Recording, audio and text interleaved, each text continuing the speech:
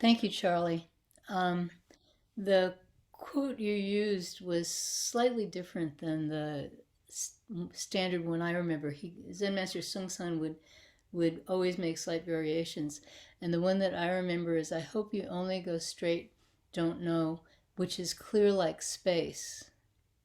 Try, try, try for 10,000 years, get enlightenment, save all beings from suffering." Um, so that only go straight, don't know, which is clear like space. That's very interesting. So Charlie was talking about he was talking about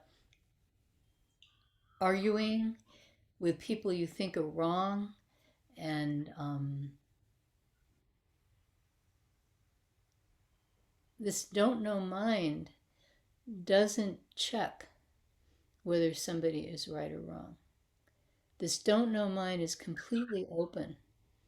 And that's why this phrase, clear like space, which actually appears in the Avatamsaka Sutra, um, this phrase, clear like space, is only go straight, don't know, which is clear like space. So then your mind is clear. And then without saying this is right or this is wrong, you can see what it actually is. And by the way, Charlie, I constantly argue with euonymus. Euonymus is this So do really, I. it's this horrible weed, and yeah, it'll kill everything. So you can argue with plants. They will always win. I mean, it's a constant battle with euonymus, and it always wins.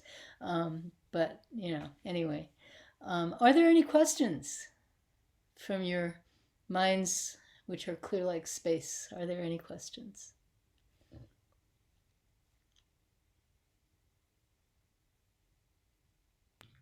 May I ask a question then? Of course you may.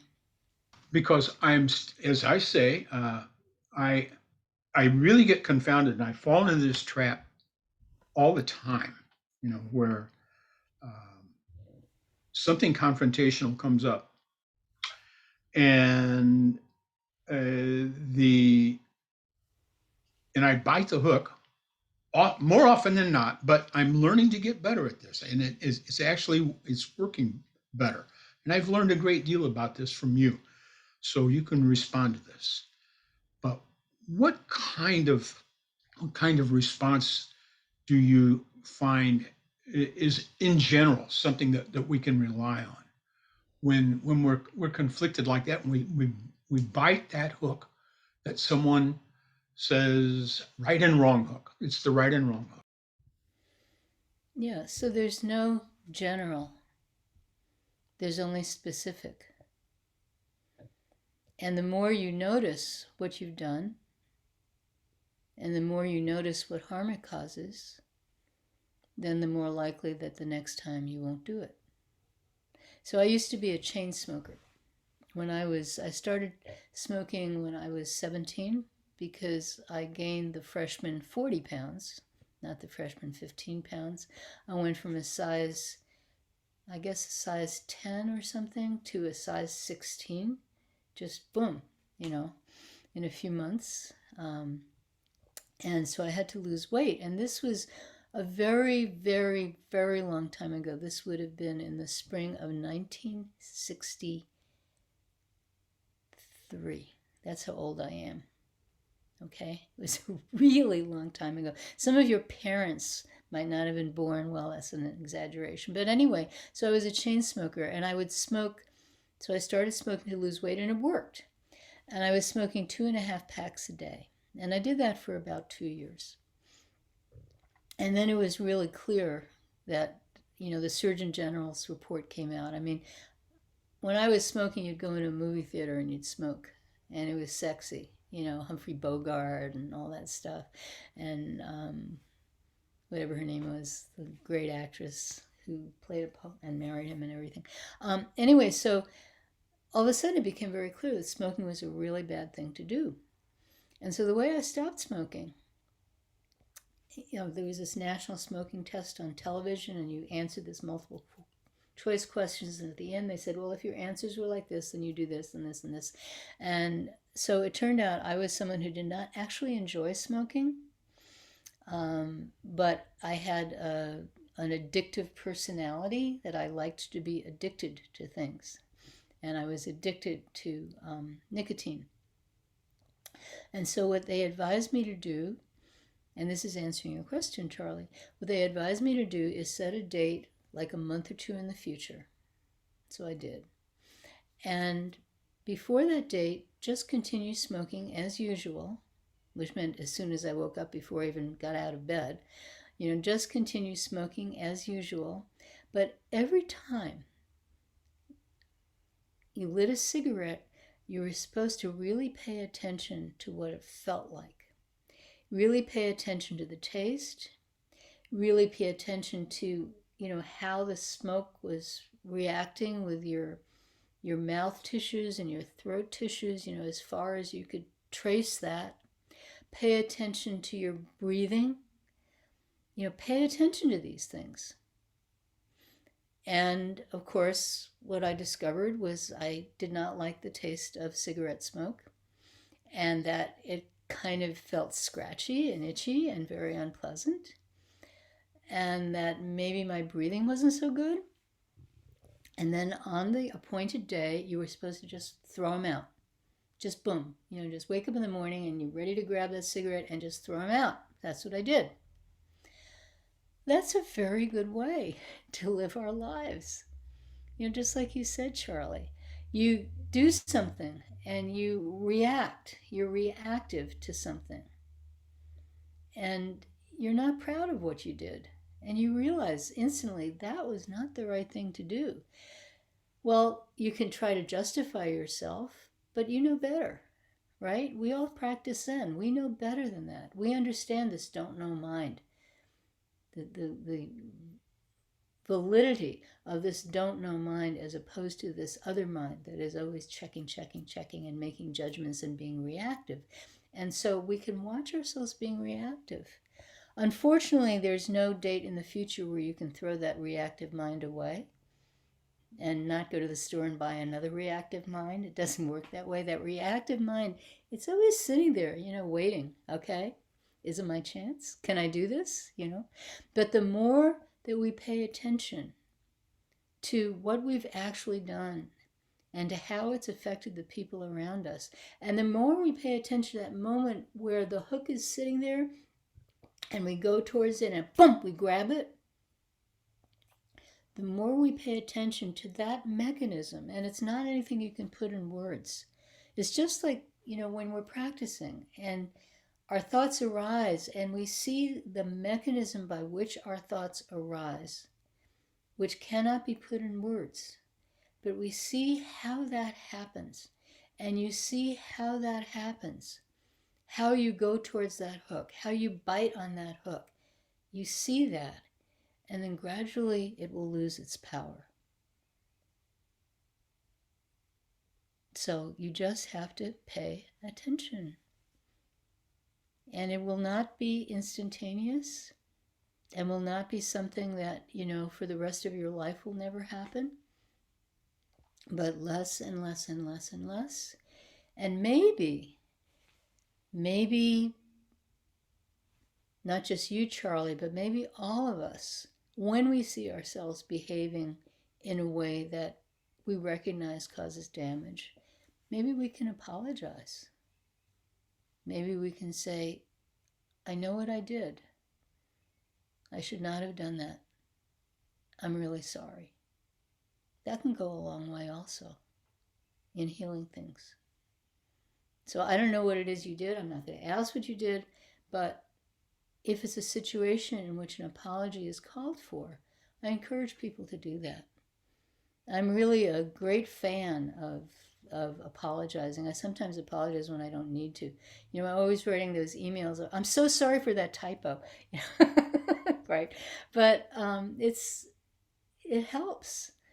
It really helps not to be defensive, and it really helps to leave that space for someone to enter and not to be pushing someone away. So thank you very much for your question. I'm sure you're not the only one who has that question, so thank you. Are there any other questions?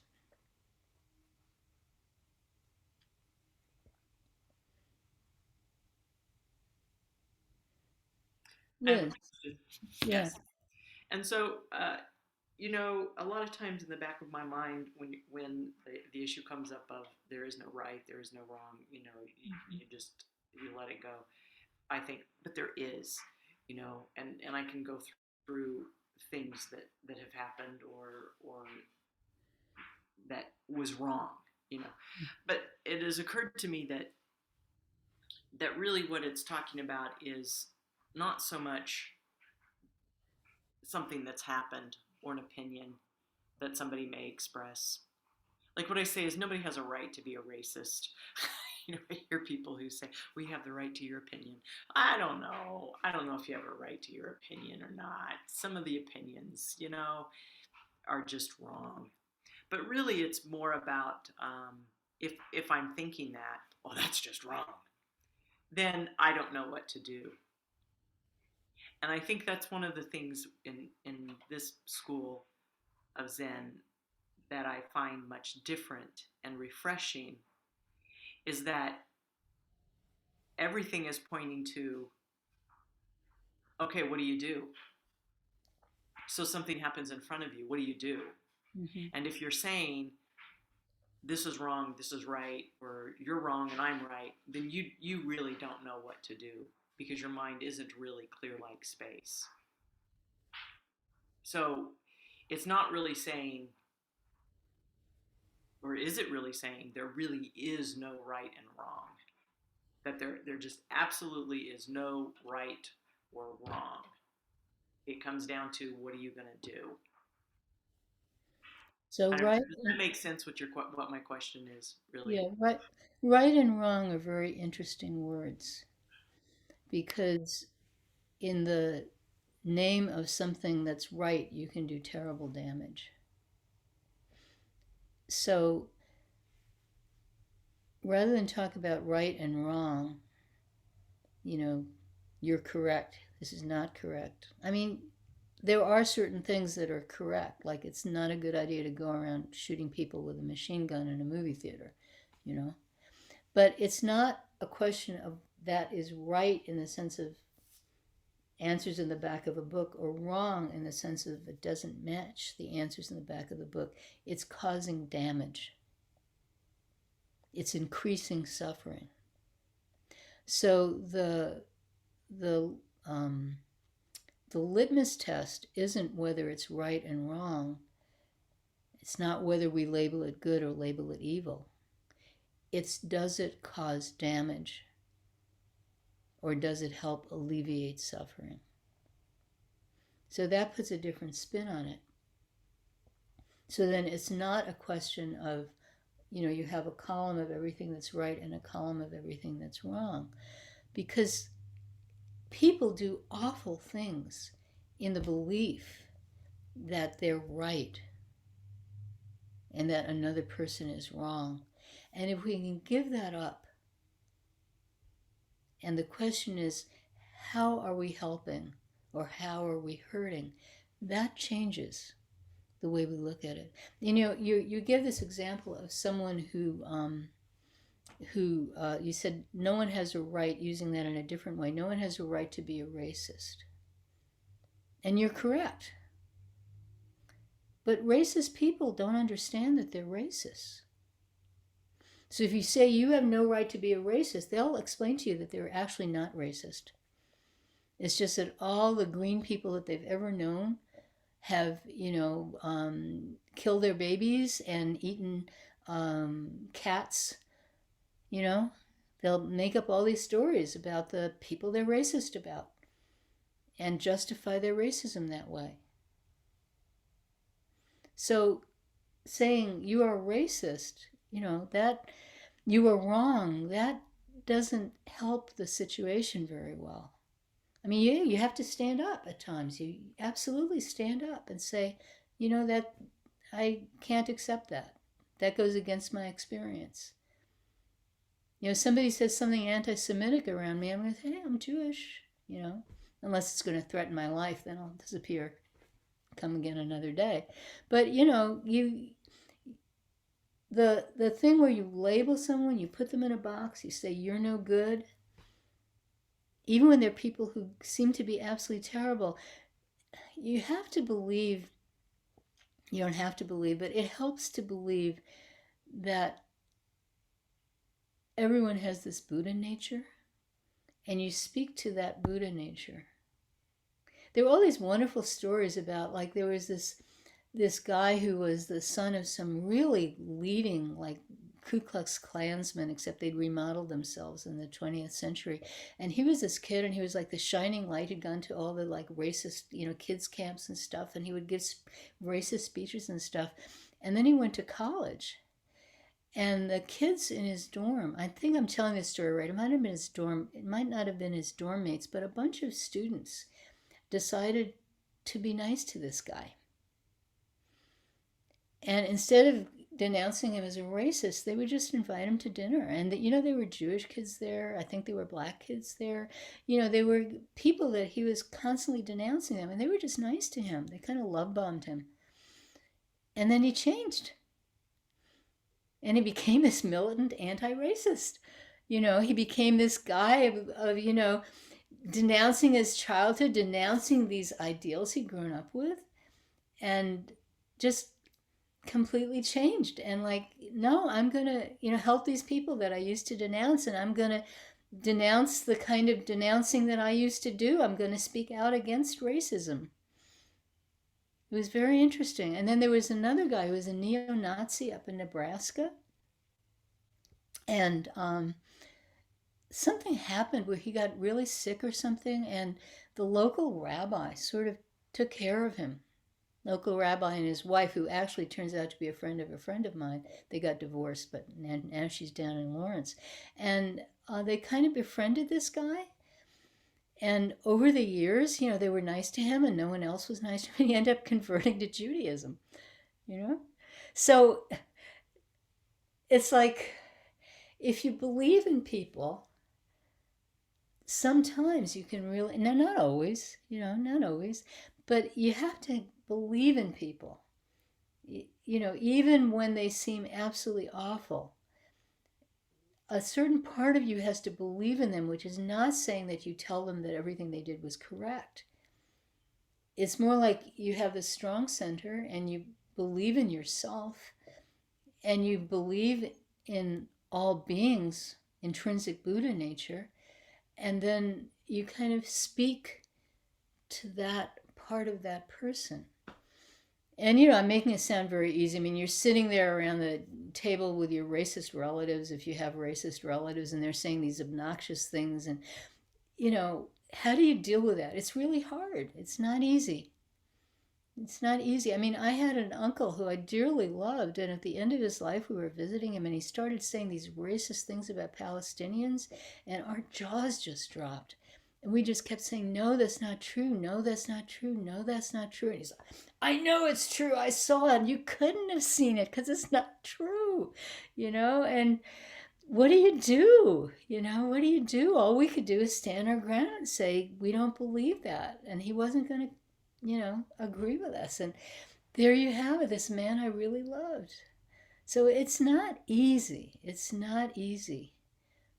But somehow we have to not lose, we can't demonize people who are demonizing. I guess that's what I'm saying. Demonizing people who are demonizing is never helpful. So I just noticed we're out of time. Thank you for your question. That's certainly something on everyone's mind. And I guess it's time for announcements. So maybe we could turn the tape off.